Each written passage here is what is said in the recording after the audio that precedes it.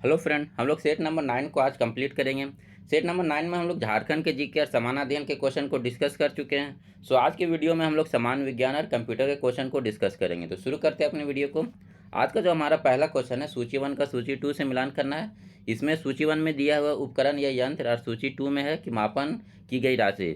तो ए मीटर से हम लोग क्या मेजर करते हैं? तो ए मीटर से हम लोग विद्युत धारा को मेजर करते हैं, यानी एक का हो जाएगा 3। हाइग्रोमीटर से हम लोग क्या मेजर करते हैं? तो हाइग्रोमीटर से हम लोग सापेक्ष आर्द्रता को मेजर करते हैं। स्प्रिंग तुला से हम लोग भार का मेजर करते हैं, और जो बैरोमीटर है उससे दाब यानी प्रेशर का मेजर करते हैं। यहाँ पर जो करेक्ट आंसर बनेगा, यहाँ पर करेक्ट आंसर बन जाएगा ऑप्शन बी। चलिए अपने नेक्स्ट क्वेश्चन को देखते हैं। हमारा जो नेक्स्ट क्वेश्चन है, निम्नलिखित कथनों पर विचार कीजिए। यदि केशिकत्व की परिघटना नहीं होती, केशिकत्व बोले इंग्लिश में इसका जो हो जाएगा कैपिलरी एक्शन। तो केशिकत्व की परिघटना नहीं होती है तो किरासन दीप का उपयोग मुश्किल हो जाता। ठीक है, ये कथन बिल्कुल सही है। उसके बाद कोई मृदु पेय का उपयोग करने के लिए स्ट्रो का प्रयोग नहीं कर पाते हैं, नहीं, ये कथन गलत हो जाएगा यहाँ पर। उसके बाद स्याही शोक पत्र काम करने में विफल होता है। ठीक है, स्याही शोक है, ये भी कैपिलरी एक्शन पर काम करता है, यानी जो इसका ये भी कथन सही है। बड़े बड़े पेड़ जिन्हें हम अपने चारों ओर देखते हैं पृथ्वी पर नहीं उग पाते हैं। ठीक है, ये भी कथन सही है, क्योंकि पेड़ पौधे में भी जो है खाना पहुंचाने के लिए जो है ये फ्लोएम है, ये कैपिलरी एक्शन का ही यूज करता है। जल और जो खाना पेड़ पौधे के विभिन्न भागों में पहुंचता है वो भी कैपिलरी एक्शन के थ्रू ही होता है। तो यहाँ पर जो करेक्ट आंसर हो जाएगा ऑप्शन बी हो जाएगा, यानी 1, 3 और 4। ठीक है, आप लोग को जैसे कि पता होगा कैपिलरी एक्शन होता है क्या, यहाँ पर जो द्रव है बिना किसी बाह्य बल के मदद से ये गुरुत्वाकर्षण के विपरीत दिशा में ऊपर चढ़ती है। ठीक है, तो ये सिंपल सी भाषा में कैपिलरी का एक एग्जाम्पल ये इसका परिभाषा हो जाएगा। क्योंकि अब जब हम स्ट्रो से कोई मृदु पेय को पीते हैं तो इसमें हम क्या अपना बाह्य बल लगाते हैं, मुंह के द्वारा बाह्य बल लगाते हैं। इसी कारण यहाँ पर जो है जो कैपिलरी एक्शन का जो स्टेटमेंट है यहाँ पर फिट नहीं हो रहा। इस वजह से जो ऑप्शन 2 है गलत हो जाएगा। चलिए अपने नेक्स्ट क्वेश्चन को देखते हैं। जब प्रकाश की किरण सघन माध्यम से विरल माध्यम में गमन करती है, सघन माध्यम बोले तो डेरर मीडियम और विरल हो गया रेयरर मीडियम में गमन करती है तो क्या घटती है? इसकी चाल बढ़ जाती है तथा यह अभिलंब के दूर भाग जाती है। इसकी चाल बढ़ जाती है तथा यह अभिलंब की ओर झुक जाती है। इसकी चाल घट जाती है तथा यह अभिलंब से दूर भाग जाती है, या इसकी चाल घट जाती है तथा यह अभिलंब की ओर झुक जाती है। जब सघन माध्यम से विरल माध्यम में गमन करती है तो इसकी चाल जो है बढ़ जाती है तथा यह अभिलंब से दूर भागती है। इसका जो करेक्ट आंसर यहाँ पर हो जाएगा ऑप्शन ए हो जाएगा। चलिए इस फिनोमिना को थोड़ा हम लोग समझ लेते हैं, इसमें ये कैसे हो रहा है। तो मान लीजिए ये मेरे पास कोई सघन माध्यम है, ठीक है, डेयरर मीडियम है। मान लीजिए यहाँ पर ये मेरा पानी है, ठीक है, सघन माध्यम। और ये मेरा कोई रेयरर मीडियम है, यानी यहाँ पर ये वायु है। ठीक है, अब ये मेरा एक अभिलंब है। तो इसमें क्या बोला कि जब प्रकाश इस माध्यम से इस माध्यम में जा रहा है तो ये अभिलंब से दूर भाग रहा है। तो ये ऐसा क्यों हो रहा है? ठीक है, जैसा कि आप लोग को पता होगा कि अपवर्तन कहते किसको हैं, कि अपवर्तन क्या है कि जब प्रकाश एक माध्यम से दूसरे माध्यम में जाती है तो उसका जो है अपने ओरिजिनल पथ से विचलन होना ही अपवर्तन कहलाता है। और एक टर्म आता है अपवर्तनांक, जिसको हम म्यू से डिनोट करते हैं। ठीक है, अपवर्तनांक के लिए सीधा फॉर्मूला आप लोग याद रखिए, C = V/, यानी C/V, यानी निर्वात में प्रकाश की चाल। C क्या है? निर्वात में प्रकाश की चाल बटे माध्यम में प्रकाश की चाल। ठीक है, इन दोनों का रेशियो को हम अपवर्तनांक कहते हैं। एक फॉर्मूला ये याद रखिए अपवर्तनांक का। एक फॉर्मूला और आता है लेमडा, यानी तरंगदैर्घ्य। तरंगदैर्घ्य का जो वैल्यू होता है ये V/F। ठीक है, ये दोनों अगर फॉर्मूला आपको याद है तो ये आसानी से इसका कॉन्सेप्ट समझ जाइएगा। तो ये V क्या है?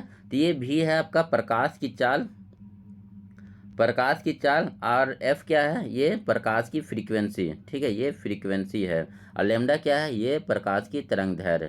ठीक है, ये दोनों फॉर्मूला को आप ध्यान में रखिए तो ये आसानी से आप समझ जाएंगे। ठीक है, यहाँ पर अब क्या बोल रहा है आप देखिए, आपको आसानी से समझ में आएगा। ये हो गया मेरा अभिलंब हो गया। अब जैसे ही प्रकाश, ये मान लीजिए मेरा पास कोई सघन माध्यम है, ये मेरे पास विरल माध्यम है। सघन माध्यम में ले लीजिए पानी, ये हो गया वायु। ठीक है, अब देखिए यहाँ पर अब म्यू हो गया। म्यू का वैल्यू मैंने क्या बताया था? C/V। सी तो हो गया निर्वात में प्रकाश की चाल, ये तो कांस्टेंट हो गया, तो इससे कोई लेना देना। अब म्यू और V का वैल्यू पर हम डिपेंड करेंगे। ठीक है, अब माध्यम जितना ही सघन होगा म्यू का वैल्यू यानी अपवर्तनांक का वैल्यू उतना ही अधिक होगा। माध्यम जितना सघन होगा तो अपवर्तनांक का वैल्यू उतना ही अधिक होगा। तो अपर्तनांक का वैल्यू जितना अधिक होगा, यहाँ पर जो भी का वैल्यू यानी वेलोसिटी है वो वैल्यू कम होगा, यानी जो सघन माध्यम में है प्रकाश का चाल कम होगा। ठीक है, यहाँ पर यह प्रकाश धीरे धीरे गमन करेगा। ठीक है, तो यहाँ तक अभी बात कॉन्सेप्ट समझ में आ गया होगा। अब ये जैसे ही विरल माध्यम में जाएगा, विरल माध्यम में जाएगा तो विरल माध्यम मतलब यहाँ पर जो है म्यू का वैल्यू कम होगा। म्यू का वैल्यू जैसे ही कम हुआ तो यहाँ पर जो भी का वैल्यू क्या है वो बढ़ जाएगा। ठीक है, इसका मतलब जैसे ही ये पानी से वायु में आया तो यहाँ पर प्रकाश का चाल बढ़ गया। ये यहाँ तक आपको कॉन्सेप्ट समझ में आया। अब देखिए एक फॉर्मूला मैंने और बताया था लेमडा का। लेमडा के लिए मैंने क्या बताया था, लेमडा इक्वल टू होता है V/F। ठीक है, यहाँ पर तो इसका फ्रीक्वेंसी कांस्टेंट है। अब देखिए जैसे ही यहाँ पर वेलोसिटी बढ़ेगा, ठीक है, पहले क्या कि जब सघन माध्यम में होगा तो वेलोसिटी कम है तो लेमडा कम है। लेमडा कम होने का मतलब आप क्या समझ रहे हैं, लेमडा कम होगा इसका मतलब जितना लेमडा कम होगा उसका वैल्यू का जो विचलन होगा, प्रकाश का विचलन उतना ही कम होगा। ठीक है, लेमडा का वैल्यू जितना कम होगा उसका विचलन उतना ही कम होगा, और लेमडा का वैल्यू जितना अधिक होगा उसमें विचलन यानी वो अपने पथ से उतना ही ज़्यादा भागेगा, उस विचलन उतना ही अधिक होगा। तो ये कॉन्सेप्ट यहाँ पर समझ में आ गया। तो मैंने क्या बोल रहा था, ठीक है, जैसे ये सघन माध्यम में रहता है तो यहाँ पर सघन माध्यम में वेलोसिटी कम होने की वजह से इसका लेमडा भी कम होगा। सो यहाँ पर जो प्रकाश का जो विचलन है वो कम होगा। अब जैसे ये विरल माध्यम में आता है तो यहाँ पर वेलोसिटी बढ़ेगा, तो जैसे ही वेलोसिटी बढ़ेगा तो उसका लेमडा का वैल्यू भी बढ़ेगा। अब ये जैसे ही लेमडा का वैल्यू होगा तो मान लीजिए ये इस पथ में आ रहा है तो इसका प्रकाश का विचलन उतना ही अधिक होगा, तो ये विचलन होकर ये जो है अविलंब से उतना ही दूर भागेगा।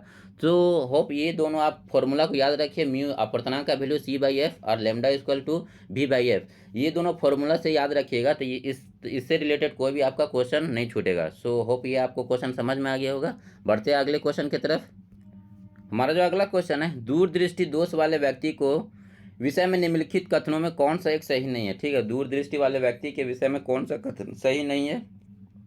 तो व्यक्ति को दूर के पिंड को स्पष्ट देख सकता है, सही बात है। दूरदृष्टि में क्या होता है, दूर की जो वस्तु है वो स्पष्ट दिखाई देता है, लेकिन नज़दीक का वस्तु जो है वो स्पष्ट नहीं दिखाई देता है। लेंस का नाभ्यांतर अधिक हो जाता है, नाभ्यांतर हो गया मतलब फोकल लेंथ, लेंस का जो है फोकल लेंथ बढ़ जाता है दूरदृष्टि में, ये भी कथन सही है। उसके बाद जो हमारा अगला कथन है, निकट से पिंडों का प्रतिबिंब रेटिना के पीछे फोकस होता है। ठीक है, जो दूरदृष्टि, ये भी कथन सही है, क्योंकि दूरदृष्टि में जो है प्रतिबिंब बनता है वो रेटिना के पीछे बनता है, इसका मतलब ये भी कथन सही हो जाएगा।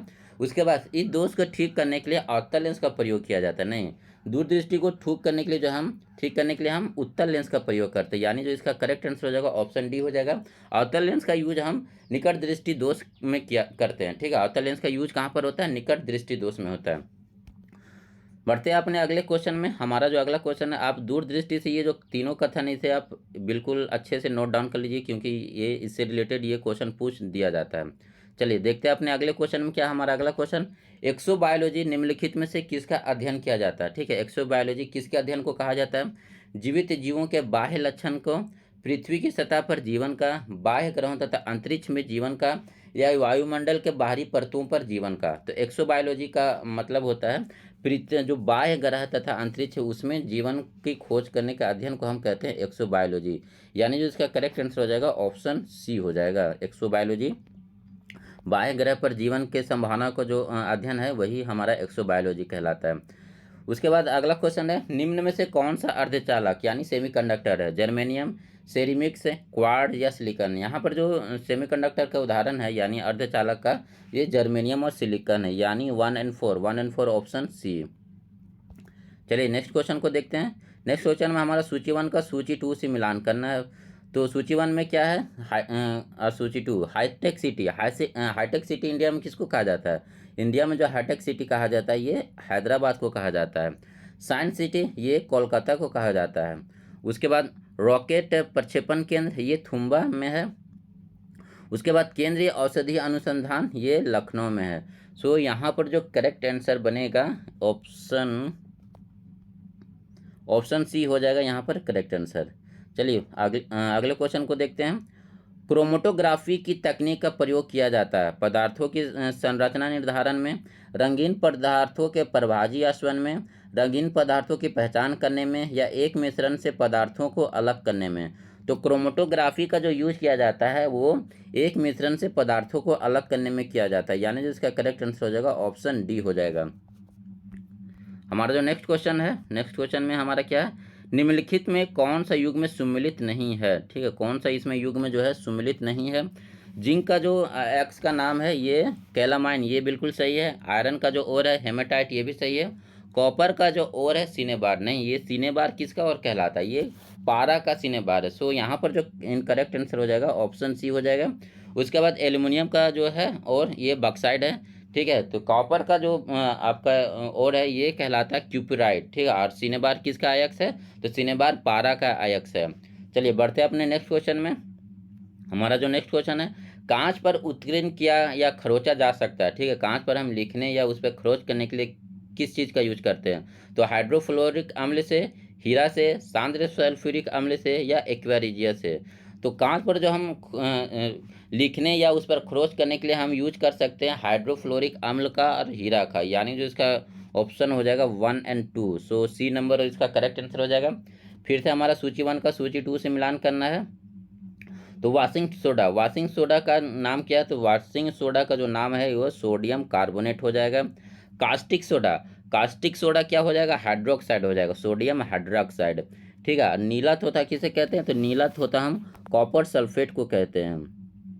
और हाइपो किसे कहते हैं, तो हाइपो सोडियम थाई सल्फेट को कहते हैं। सो यहाँ पर जो करेक्ट आंसर बनेगा ऑप्शन सी इसका करेक्ट आंसर बन जाएगा। चलिए देखते हैं अपने नेक्स्ट क्वेश्चन को। हमारा जो नेक्स्ट क्वेश्चन है, लिक्विड पेट्रोलियम गैस एलपीजी का मुख्य अवयव क्या है, मीथेन, कार्बन मोनोऑक्साइड और तथा हाइड्रोजन, मीथेन, इथेन और हेक्सेन, इथेन, प्रोपेन और ब्यूटेन, मीथेन, पेंटेन और हेक्सेन। सो एलपीजी का जो मुख्य अवयव है ये इथेन, प्रोपेन और ब्यूटेन है, यानी जो इसका करेक्ट आंसर हो जाएगा ऑप्शन सी हो जाएगा, ठीक है। यहाँ पर जो करेक्ट आंसर हो जाएगा ऑप्शन सी हो जाएगा। आप लोग कमेंट करके बताएं कि एलपीजी गैस के लीकेज के लिए हम उसमें कौन सा गैस यूज करते हैं, ठीक है। जो सिलेंडर है उसमें एलपीजी गैस जब लीकेज होता है तो एक हमें दुर्गंध आता है, तो वो जो किस गैस का दुर्गंध है आप लोग इसका कमेंट करके आंसर जरूर बताएं। चलिए आगे बढ़ते हैं हम लोग नेक्स्ट क्वेश्चन में। निम्नलिखित में कौन सा एक कीट नहीं है, खटमल, मकड़ी, घरेलू मक्खी या मच्छर। तो इसमें जो कीट का कैटेगरी में नहीं है ये मकड़ी हो जाएगा, यानी जो इसका करेक्ट आंसर हो जाएगा ऑप्शन बी हो जाएगा। चलिए बढ़ते अपने अगले क्वेश्चन में। हमारा जो अगला क्वेश्चन है, प्रोटीन संश्लेषण में निम्न कोशिकांगों में किनकी भूमिका सबसे अधिक महत्वपूर्ण है, ठीक है। प्रोटीन संश्लेषण में सबसे अधिक भूमिका किसकी है, तो लाइसोसोम और सेंट्रोसोम की, अंतःद्रावी जालिका और राइबोसोम की, गोल्गी उपकरण और माइटोकॉन्ड्रिया की, लाइसोसोम और माइटोकॉन्ड्रिया की। तो प्रोटीन संश्लेषण में जो भाग लेता है वो राइबोसोम और अंतःद्रवी जालिका होता है, यानी जो इसका करेक्ट आंसर हो जाएगा ऑप्शन बी हो जाएगा। शल्य क्रिया में ऑर्थोप्लास्टी क्या है, ठीक है। शल्य क्रिया में ऑर्थोप्लास्टी क्या है, रुधिर आदान, ओपन हार्ट सर्जरी, गुर्दा प्रत्यारोपण या कुल्हे की जोड़ का प्रतिस्थापन।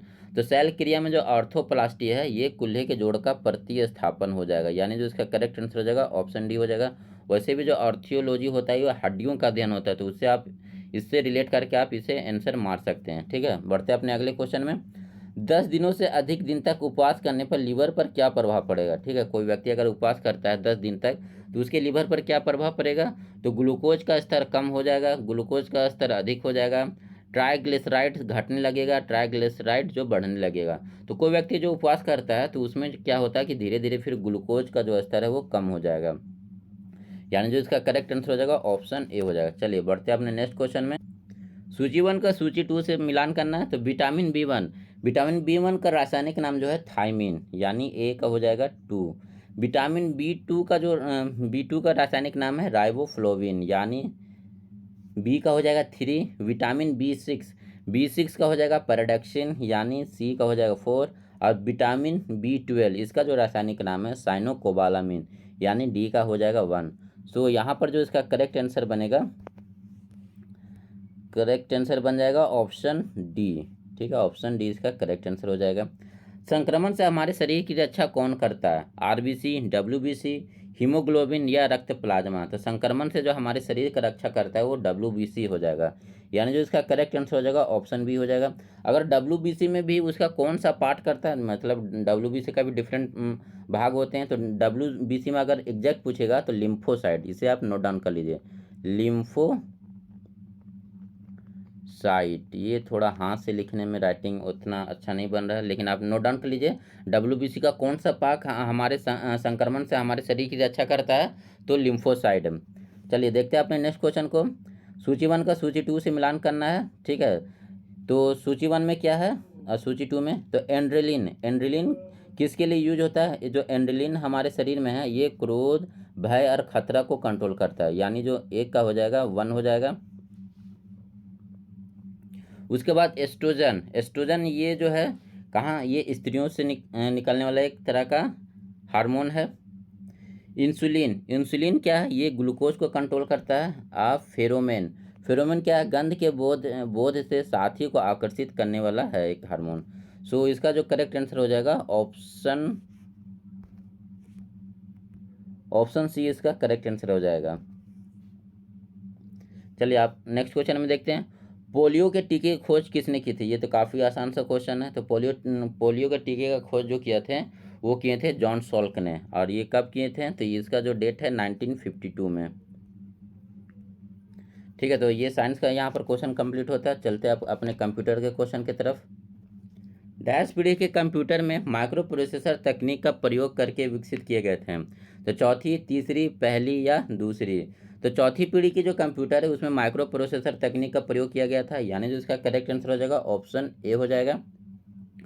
स्टोर्ड प्रोग्राम की अवधारणा किसने शुरू की थी? ठीक है, स्टोर्ड प्रोग्राम की अवधारणा किसने शुरू की थी? John von Neumann, Charles Babbage, Blaise Pascal या John Mauchly? So stored program का जो अवधारणा है वो सबसे पहले जॉन वॉन न्यूमैन ने की थी। सो इसका जो करेक्ट आंसर हो जाएगा ऑप्शन ए हो जाएगा। सिस्टम यूनिट है इनपुट R2 डिवाइस है coordinate. System unit input R2 device coordinate करता है। कंटेनर है जिसमें इलेक्ट्रॉनिक्स कंपोनेंट रखे होते हैं। हार्डवेयर और सॉफ्टवेयर का कम्बिनेशन है, या डेटा कंट्रोल और मैनिपुलेट करता है। ठीक है, तो सिस्टम यूनिट जो है ये एक तरह का कंटेनर है जिसमें इलेक्ट्रॉनिक्स कंपोनेंट रखे होते हैं, यानी जो इसका करेक्ट आंसर हो जाएगा ऑप्शन बी हो जाएगा। चलिए नेक्स्ट क्वेश्चन को देखते हैं। हमारा जो नेक्स्ट क्वेश्चन है, निम्न में से कौन सा कथन असत्य है? एक सीपीयू में कैच मेमोरी मुख्य मेमोरी से छोटी तथा ज़्यादा तेज मेमोरी है। ठीक है, ये कथन बिल्कुल सही है। जो कैच मेमोरी होता है वो मेन मेमोरी से छोटा होता है, लेकिन उससे ज़्यादा फास्ट होता है। कैच मेमोरी का प्रयोग मुख्य मेमोरी के में अक्सर लगातार इस्तेमाल होने वाले निरूपित स्थानों को सुरक्षित रखने में करता है। ठीक है, ये भी सही है। ये प्रोसेसर द्वारा संचालित रीड राइट क्रिया में मुख्य मेमोरी के बाद संपर्क किया जाता है। नहीं, ये गलत कथन है। ठीक है, ये मुख्य जो मेन मेमोरी है उसके जो है यूज को कम करने के लिए यूज किया जाता है, मतलब ये मेन मेमोरी से पहले ही यूज किया जाता है। उसके बाद जो हमारा अगला है, इसका प्रयोग प्रोसेसर द्वारा मेमोरी तक पहुंचने में लगने वाले समय को घटाने में किया जाता है। ये कथन बिल्कुल सही है। जो यहाँ पर तो करेक्ट आंसर हो जाएगा ऑप्शन सी। ऑप्शन सी यहाँ पर गलत कथन है। फिर निम्नलिखित में कौन सा इनपुट डिवाइस नहीं है? ठीक है, इनमें से कौन सा इनपुट डिवाइस नहीं है? स्कैनर, जॉयस्टिक या पोलेटर? तो ये तो काफ़ी आसान सा क्वेश्चन है। यहाँ पर जो इसका इनपुट डिवाइस नहीं है ना पूछ रहा है, तो इनपुट डिवाइस नहीं हो जाएगा। तो यहाँ पर कौन सा हो जाएगा? तो प्लोटर एक तरह का R2 डिवाइस है। सो यहाँ पर जो करेक्ट आंसर होगा ऑप्शन सी। बाकी जो स्कैनर है, जॉयस्टिक है, ये इनपुट डिवाइस है। चलिए देखते हैं हमारा अगला क्वेश्चन क्या है। लिनक्स एक है केमिकल का नाम, हार्डवेयर का नाम, ऑपरेटिंग सिस्टम का नाम या कंप्यूटर वायरस? तो लिनक्स एक तरह का ऑपरेटिंग सिस्टम, ये आप सभी को पता है, यानी जिसका करेक्ट आंसर हो जाएगा ऑप्शन सी हो जाएगा। मल्टीमीडिया में सम्मिलित हो सकता है। ठीक है, मल्टीमीडिया में सम्मिलित हो सकता है। न्यूमेरिक टेक्स्ट व picture data, graphics, animation, video, music और आवाज़, केवल न्यूमेरिक टाइप डेटा या उपयुक्त में से कोई नहीं? तो मल्टीमीडिया में तो आप सभी को जानते हैं, इसमें ग्राफिक्स भी होता है, वीडियो भी होता है, म्यूजिक भी होता है, वॉइस भी होता है, एनिमेशन भी होता है। सो यहाँ पर जो करेक्ट आंसर हो जाएगा ऑप्शन बी हो जाएगा। FSF का पूरा नाम क्या है? Free software file server first server first या फ्री सॉफ्टवेयर फाउंडेशन? तो FSF का जो फुल फॉर्म है ये हो जाएगा आपका फ्री सॉफ्टवेयर फाउंडेशन, यानी जो इसका करेक्ट आंसर हो जाएगा ऑप्शन डी। FSF का फुल फॉर्म क्या है? Free software foundation. डैश का प्रयोग दस्तावेज या डॉक्यूमेंट तथा प्रोग्राम के स्टोर करने में किया जाता है। ठीक है, किसका यूज जो है डॉक्यूमेंट तथा प्रोग्राम को स्टोर करने में किया जाता है? तो रिसाइकिल बिन, आइकन, फाइल या इनमें से कोई नहीं? तो फाइल का यूज जो है डॉक्यूमेंट को तथा प्रोग्राम को स्टोर करने में किया जाता है, यानी जो इसका करेक्ट आंसर हो जाएगा ऑप्शन सी हो जाएगा। चलिए, सॉफ्टवेयर कस्टम एस्टिमेशन मॉड्यूल, कोमको का पूर्ण रूप क्या है? कोमको का पूर्ण रूप क्या है? तो CO से हो जाएगा कंजर्वेटिव, CO से हो जाएगा कॉस्ट, और MO से हो जाएगा मॉडल। यानी जो यहाँ पर जो करेक्ट आंसर हो जाएगा ऑप्शन डी हो जाएगा। ठीक है, कंजर्वेटिव कॉस्ट मॉडल, कोकोमो का जो फुल फॉर्म हो जाएगा कंजर्वेटिव कॉस्ट मॉडल। ठीक है, बढ़ते अपने अगले क्वेश्चन में। C++ एक है low level language, high level language, mid level language या लो लेवल लैंग्वेज की विशेषता से युक्त एक हाई लेवल लैंग्वेज। तो C++ जो है जनरली एक मीडियम लेवल का लैंग्वेज है, यानी जो हो जाएगा इसका करेक्ट आंसर हो जाएगा ऑप्शन सी हो जाएगा। ठीक है, C++ जो है एक मिड लेवल यानी मीडियम लेवल लैंग्वेज है। वहीं अगर सी का बात करें तो सी एक तरह का हाई लेवल लैंग्वेज है, तो इसमें आप कंफ्यूज मत होइएगा, इसे आप अच्छे से नोट डाउन कर लीजिए। चलिए देखते हैं अगला क्वेश्चन को। अगले क्वेश्चन में क्या हमारा, एक कंप्यूटर की स्मृति सामान्य तौर पर किलोबाइट अथवा मेगाबाइट के रूप में व्यक्त की जाती है। एक बाइट बना होता है, ठीक है, एक बाइट कितना का बना होता है ये पूछ रहा है। तो 8 बाइनरी अंकों का, 8 दशमलव अंकों का, 2 द्विआधारी मतलब 2 बाइनरी अंकों का या 2 दशमलव अंकों का। तो एक बाइट जो है ये 8 बाइनरी अंकों का बना होता है, यानी जो इसका करेक्ट आंसर हो जाएगा ऑप्शन ए हो जाएगा। जैसे कि आप लोग को मालूम होना चाहिए कि सबसे जो छोटी इकाई होती है वो बिट होती है। ठीक है, सबसे छोटी इकाई कौन सी होती है? बिट होती है, जो 0 और 1 में यूज होता है। 0 और 1 को हम कहते हैं बिट। उसके बाद आता है बाइट। ठीक है, बीट के बाद आता है बाइट। तो एक बाइट कितने बीट का बना होता है? तो एक बाइट जो है ये 8 बीट का बना होता है। ठीक है, 8 बीट का जो है 8 बीट जो होगा वो एक बाइट के बराबर होगा। उसके बाद हम लोग आते हैं किलो बाइट पर। ठीक है, किलो, ये आप लोग जो डेटा यूज़ करते हैं इसमें आप बहुत बार देखे होंगे। तो 1 किलो बाइट कितना बाइट का बना होता है? तो ये जो होता है 1024 बाइट का बना होता है 1 किलो बाइट। उसके बाद आता है मेगा बाइट। ठीक है, मेगा बाइट। तो ये 1 मेगाबाइट जो है कितने किलो बाइट का होता है? तो ये 1024 किलो बाइट का होता है, 1024 किलो बाइट का होता है। उसी तरह एक आता है टेरा बाइट। तो टेरा बाइट, तो 1 टेराबाइट कितना का हो जाएगा? ये 1024 मेगाबाइट को हम कहते हैं 1 टेराबाइट। सो इसे आप नोट डाउन कर लीजिए, ये एग्जाम में अक्सर पूछ दिया जाता है ये क्वेश्चन। चलिए बढ़ते हैं अपने अगले क्वेश्चन में। वीडियो कॉन्फ्रेंसिंग है, ये तो आसान सा क्वेश्चन है, इसमें ज़्यादा डिस्कस करने के लिए कुछ नहीं, तो मैं डायरेक्ट इसका आंसर बता दे रहा हूँ। तो वीडियो कॉन्फ्रेंसिंग क्या है? तो इसमें जो है दूर संचार प्रौद्योगिकी का उपयोग करते हुए वीडियो कॉल का परिचालन करना, यानी जिसका करेक्ट आंसर हो जाएगा ऑप्शन ए हो जाएगा। WLL का अर्थ है, WLL का अर्थ क्या है यहाँ पर? तो without lever line, with in local line, wireless in local loop और वायरलेस इन लॉन्ग लाइन। तो WLL का जो फुल फॉर्म है ये हो जाएगा वायरलेस इन लोकल लूप, यानी जो इसका करेक्ट आंसर हो जाएगा ऑप्शन सी हो जाएगा। कौन सी संरचना मैनी टू मैनी संबंध को इंगित करता है? तो relational database, network structure, hierarchy structure या चैन। तो मैनी टू मैनी जो रिलेशनशिप है ये बताता है नेटवर्क स्ट्रक्चर, यानी जो इसका करेक्ट आंसर हो जाएगा ऑप्शन बी हो जाएगा। चलिए नेक्स्ट क्वेश्चन को देखते हैं। निम्नलिखित में कौन सा कथन सही है? इंटरनेट पर रिमोट लॉगिन के लिए टेलनेट का उपयोग किया जाता है, ये सही है। इंटरनेट से जुड़े कंप्यूटर का IP पता होता है, ये भी सही है। यानी जो इसमें जो है दोनों कथन सही हो जाएगा, यानी करेक्ट आंसर हो जाएगा ऑप्शन डी हो जाएगा। चलिए नेक्स्ट क्वेश्चन को देखते हैं। ईमेल अटैचमेंट क्या होता है? ईमेल अटैचमेंट आप लोग भी ये ईमेल अटैचमेंट का बहुत बार यूज करते होंगे, तो बताइए आप लोग कमेंट करके ईमेल अटैचमेंट क्या है। तो प्राप्तकर्ता द्वारा भेजी गई रसीद, दूसरे प्रोग्राम का एक अलग डॉक्यूमेंट जो ईमेल मैसेज के साथ भेजा गया है, एक है मैलिशियस पैरासाइट जो आपके मैसेज खा जाता है और कंटेंट्स नष्ट कर देता है, या सी या BCC प्राप्तकर्ता की सूची। तो अटैचमेंट में क्या होता है कि हम लोग जो ईमेल के साथ एक्स्ट्रा फाइल या PDF या इमेज जो लगाते हैं उसी को अटैचमेंट कहते हैं, ईमेल अटैचमेंट। तो यहाँ पर जो करेक्ट आंसर बन जाएगा ऑप्शन बी बन जाएगा, यानी दूसरे प्रोग्राम का एक अलग डॉक्यूमेंट जो ईमेल मैसेज के साथ भेजा गया हो। सो इसका जो करेक्ट आंसर हो जाएगा ऑप्शन बी हो जाएगा। चलिए नेक्स्ट क्वेश्चन को देखते हैं। कौन सा कथन गलत है? माइक्रोसॉफ्ट वर्ड में फॉन्ट संवाद बॉक्स मतलब डायलॉग्स बॉक्स खोलने के लिए कीबोर्ड का जो शॉर्टकट है कंट्रोल D है। ठीक है, डायलॉग्स बॉक्स फॉन्ट का जो डायलॉग्स बॉक्स खोलने के लिए जो शॉर्टकट की है माइक्रोसॉफ्ट वर्ड में कंट्रोल D है, ये सही है। उसके बाद जो हमारा अगला कथन है, माइक्रोसॉफ्ट वर्ड में दस्तावेज में पैराग्राफ के माध्यम संरेखित करने के लिए जो कीबोर्ड का शॉर्टकट की है कंट्रोल+E, जो अंडरलाइन करने के लिए जो शॉर्टकट की है माइक्रोसॉफ्ट वर्ड में कंट्रोल E है, ये भी कथन जो है सही है। सो यहाँ पर जो गलत कथन इनमें से कोई नहीं हो जाएगा। यहाँ पर जो करेक्ट आंसर हो जाएगा ऑप्शन बी हो जाएगा, कोई भी कथन गलत नहीं है। ठीक है, बढ़ते हैं अपने अगले क्वेश्चन में। एम एस वर्ड में टेक्स्ट को मिटाया जा सकता है। ठीक है, एम एस वर्ड में टेक्स्ट को कैसे मिटाया जा सकता है? तो एम एस वर्ड में जो है ये तो ऑप्शन से ही मार देंगे। तो इसमें जो हो जाएगा, पहले टेक्स्ट को सेलेक्ट कर लेंगे, उसके बाद डिलीट की का यूज कर लेंगे। तो यहाँ पर जो करेक्ट आंसर हो जाएगा ऑप्शन बी हो जाएगा। इसमें ज़्यादा डिस्कस करने के लिए कुछ है नहीं। एम एस वर्ड में टेक्स्ट को कैसे डिलीट करेंगे? तो वहाँ पर जो जिस टेक्स्ट को डिलीट करना है उसको सेलेक्ट करेंगे, उसके बाद कीबोर्ड से डिलीट की प्रेस कर देंगे तो ये मिट जाएगा। उसके बाद बढ़ते अगले क्वेश्चन में। डीबीएमएस में एक तालिका के कॉलम को क्या कहा जाता है? ठीक है, डीबीएमएस में एक तालिका के कॉलम को क्या कहा जाता है? तो टपल, एट्रीब्यूट, एंटिटी या डिग्री।